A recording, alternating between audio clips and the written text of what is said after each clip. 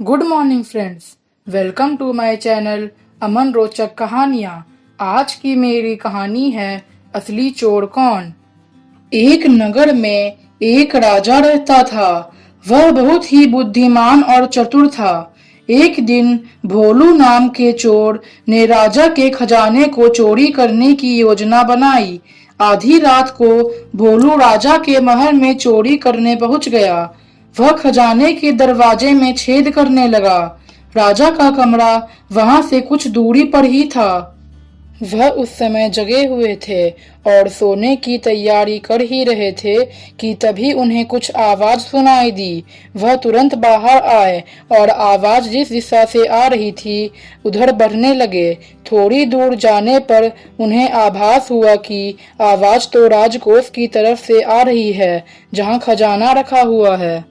वह इसे जांचने वहां पहुंच गए।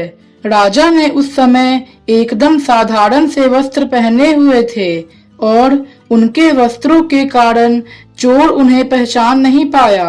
राजा ने भोलू से पूछा, तुम कौन हो और क्या कर रहे हो?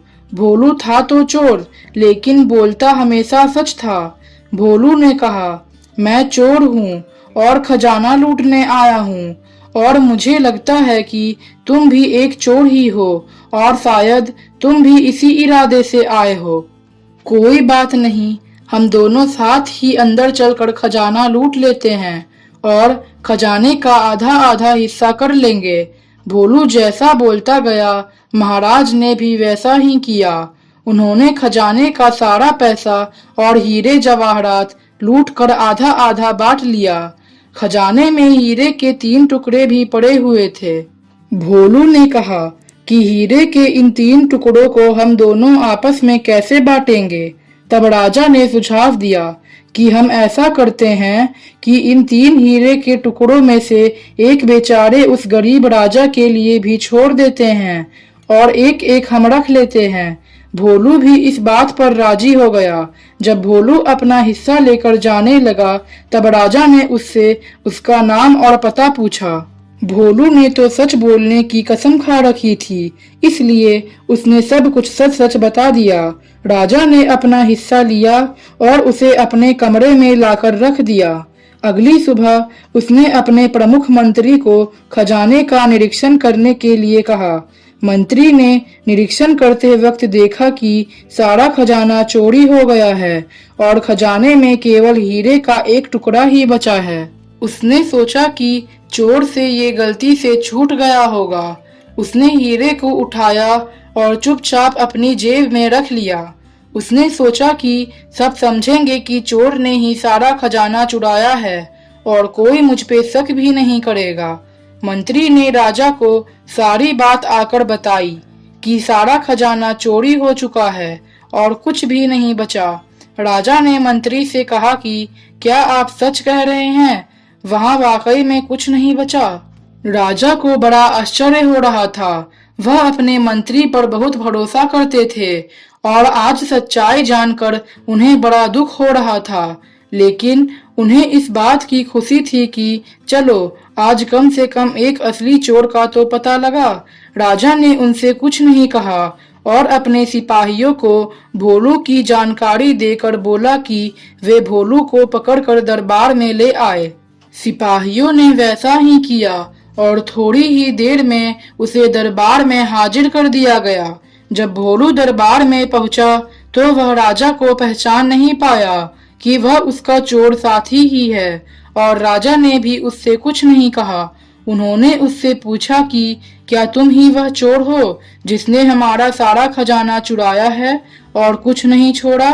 भोलू ने सारी बातें सच सच बता दी कि मैंने आधा खजाना लूटा है और आधा मेरे दूसरे साथी ने लूटा है। मैंने अपने साथी चोर की सलाह पर वहां एक हीरे का टुकड़ा आपके लिए छोड़ दिया था और वो टुकड़ा वहीं पर होगा। सारी बातें सुनने के बाद मंत्री की तो हालत ही खराब होने लगी। उसने तुरंत राजा से कहा, नहीं महाराज, यह चोर झूठ बोल रहा है। मैंने खुद जांचा है, वहां कुछ भी नहीं था। राजा तो सारी बातें जानते ही थे। उन्होंने अपने सिपाहियों को आदेश दिया कि वे मंत्री की तलाशी ले। तलाशी के समय मंत्री की जेब से वो हीरे का टुकड़ा मिल गया और राजा ने उनके लोभ के लिए उन्हें चोर से भी ज्यादा कठोर दंड दिया, क्योंकि एक चोर था जो चोर होते हुए भी अपने सच्चाई के मार्ग पर अटल था, और एक मंत्री थे जो सारी सुख सुविधाओं में रहने के बावजूद भी लालच का मोह छोड़ नहीं पा रहे थे। और राजा ये भली भांति जानता था कि ऐसे व्यक्ति कभी भी किसी के विश्वास पात्र नहीं हो सकते। ऐसे गुण वाले मंत्री से न केवल राजा को बल्कि पूरे राज्य को नुकसान हो सकता है। इस प्रकार राजा ने अपनी चतुराई से अपना खजाना भी बचा लिया और अपने मंत्री की वफादारी के बारे में भी पता लगा लिया।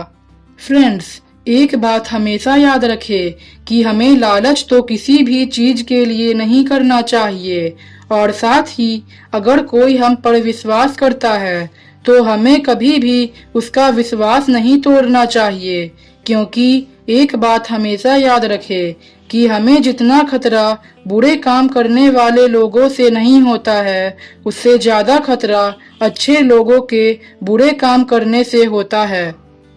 फ्रेंड्स, अगर कहानी अच्छी लगे तो आप प्लीज़ मेरे चैनल को लाइक और सब्सक्राइब जरूर करें।